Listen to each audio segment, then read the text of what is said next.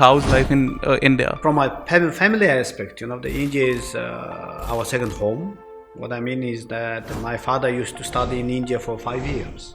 Buddhism is one of the important pillars of our bilateral relations, given the fact that Buddhism was brought to Mongolia 3 times. Today, we consider Mongolia as a Buddhist country, where the more than 85-86% of the Mongolian population considered themselves as a Buddhist. Genghis Khan created the girga, so-called G-E-R-E-G girga. So those 2 types. One is golden, one is the silver one. The Genghis Khan and the Mongols were providing security, safety, and peace.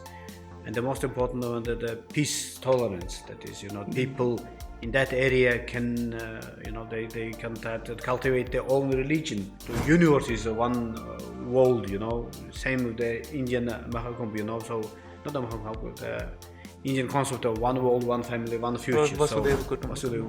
Yes. Good morning, ladies and gentlemen. Today with us we have the Ambassador of Mongolia. Hi, sir. Good day. Thank you so much for giving us time and talking about the things that we were looking for.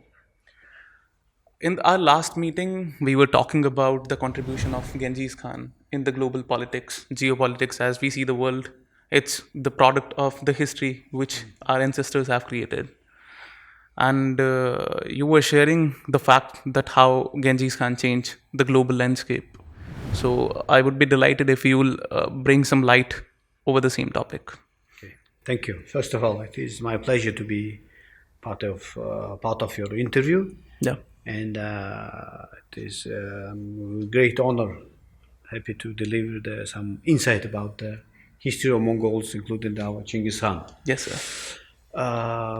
Probably I should start saying that during the Genghis Khan's time in 13th century, we can say that West and East, let's say, officially meet each other, meaning that during his ruling, the interaction between the countries and around the world was made much simpler. Let's get started with this Silk Road. From modern perspective, we can say that Genghis Khan was quite bigger globalization person, because he made easy for the traders, merchants to travel each other, bring the goods to each other, as well as the exchange of knowledge about each other. Because during his conquest, he used to bring the scholars, academicians from around the world to his capital and enrich the exchange of the knowledge about each other. Also, he was very tolerant to religion. The Mongolian capital at that time, Karakorum, all the representative of all religions around the world, Buddhist as well as Christian, as well as the Islamic world was present there.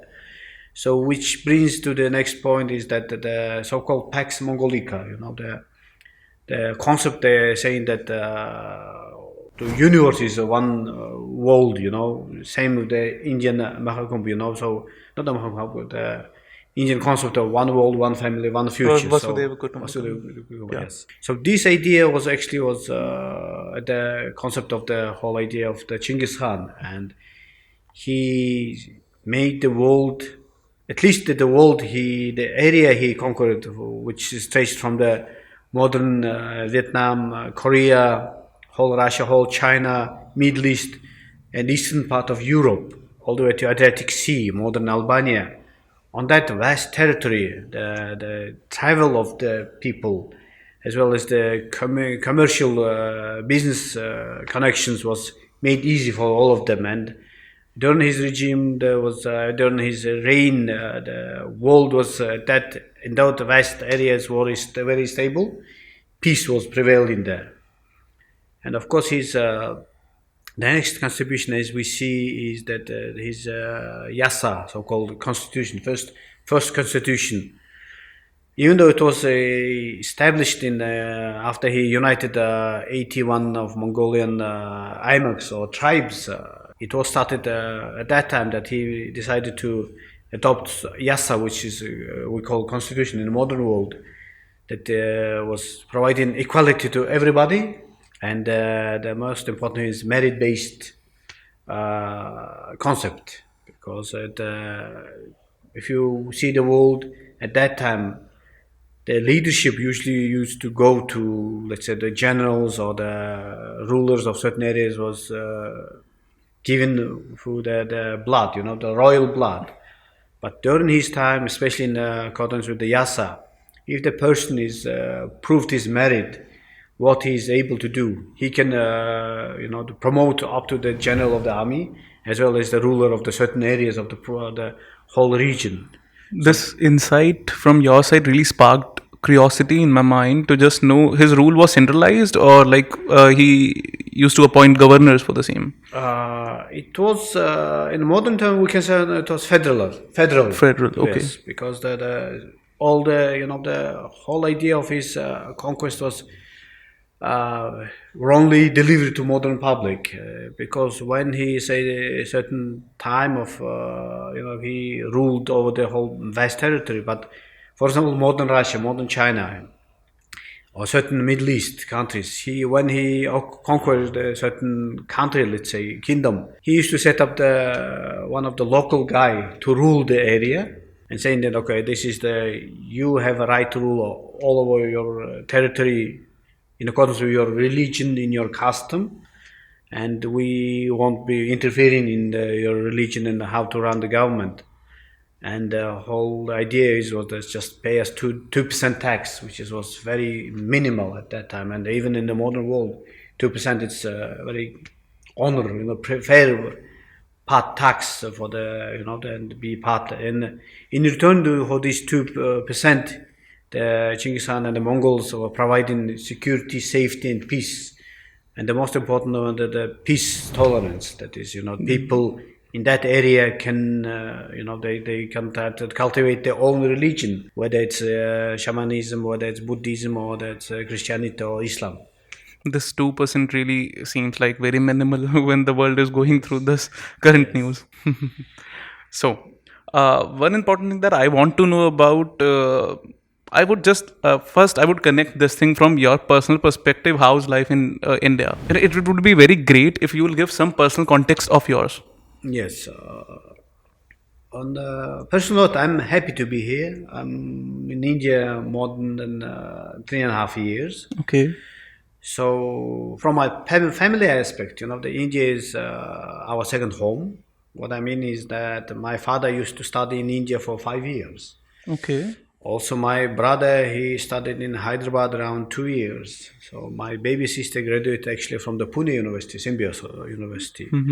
So, I'm the fourth, let's say, guy from my family. And to continue this good tradition, I brought my nephew to study in the Goenka University in Gurgaon. Okay. So, our connection, our family connection to India is continuing, and I'm confident that this good tradition and connection with India will continue for many years to come. That's great to hear, sir. One common ground that you see between Mongolia and India is? There are many things, starting with the family values, tradition, custom. There is a lot of things, and Buddhism is one of the important pillars of our bilateral relations, given the fact that Buddhism was brought to Mongolia 3 times. One is during the Huns, which is 4th or 5th century. Another one is in 11th, 12th century. And the last, and also the successful one was brought in 16th century, when the Buddhism was brought from India through Tibet to Mongolia. So given this historic, the aspect, as well as the Mongolia, as today we consider Mongolia as a Buddhist country, where the more than 85-86% of the Mongolian population consider themselves as a Buddhist. So this is one of our main one main religion of Mongolia, and we're happy that this historic as well as religious connection between our two nations is growing and continuing. And nowadays we have more than 400 Buddhist monks studying in India, as well as we have many monks who graduated from the India and now doing the religious activities in Mongolia as well. Genghis Khan also during his reign to make, let's say, life easier for his envoys, because if you recall, go back to that history, when the king or emperor of certain areas sent his envoy, modern ambassadors, to certain area countries. The ruler of that country could easily kill his envoy, Yeah. and of course on the way to get to that the new country destination, the envoy used to have a very big problem issues, the traveling, the arranging the fresh horses as well as the rooftop and safety, security, and Ah, that's everything. what we were discussing last time. Yeah. Yes. So to avoid all this, let's say, headache in modern world, Genghis Khan created the girge, so-called, G-E-R-E-G, girge. So Okay. it was two types. One is golden, one is the silver one. Got So it. it's a size a little bit bigger than the modern mobile phone. Mobile phone. Yeah. So the golden one is, in the modern term, we can say it's a diplomatic passport, and while the silver one is like close to the official Merchant passport. service passport. So Okay. the person who's holding this gerge or passport has all the immunities, privileges, and everybody has to render him full support as well as hospitality. He should have provided the fresh horses as well as the rooftop, fresh new meals, and of course the security. If there is his in danger, everybody should protect him.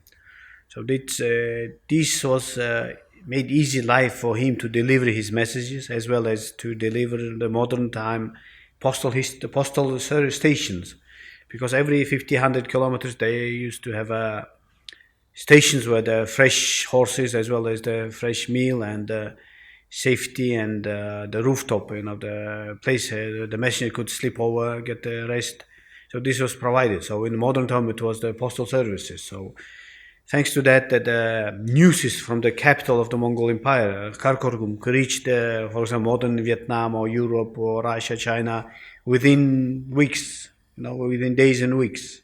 Okay, so it's a great thing, like for even army reimbursement perspective as well as for the communication Yes. in the real time fast line. Yes. And of course, that time, given the fact the enormous size of his empire, the armies was dispatched all over the territory, and the construction, the army by itself is very interesting because he come up with this modern so-called battalion division. So during his time, he come up with the division of army into tens, hundreds, thousand, and 10,000. So there he was vertical, so he could control, and of course the let's say control of the army was an important part at that time. So the tens belongs to one person, and on the tens there was hundreds, 10,000. So it was vertical and easy to rule and navigate, especially when the time of attack. And it comes to his next achievement is the strategy, military strategy.